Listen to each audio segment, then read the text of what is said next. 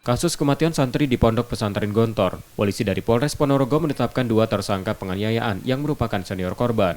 Orang tua korban bersyukur akan hal itu, namun tetap meminta kasus kematian anak mereka diusut hingga tuntas, dengan turut memproses pihak lain yang berkaitan. Sohimah, ibu korban menegaskan, mereka ingin bertemu langsung dengan 2 tersangka penganiayaan putra sulungnya untuk memeluk mereka. Pengen ketemu sekali dan pengen peluk 2 orang itu.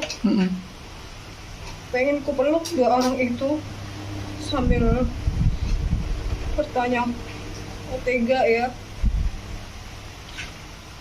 tega kayak gitu, sampai anak saya meninggal. Mungkin saya tidak bisa banyak berkata mungkin ya, akan ku peluk 2 orang itu karena mereka juga masih anak-anak dan saya pikir mereka juga teman anak saya begitu. Senin lalu, Polres Ponorogo menetapkan 2 tersangka penganiayaan yang menewaskan salah satu santri Ponpes Gontor, yakni MFA 18 tahun asal Tanah Datar, Sumatera Barat, dan IH 17 tahun asal Pangkal Pinang, Bangka Belitung. Rizky Oktora, Muklas Diferensial, Kompas TV, Palembang, Sumatera Selatan.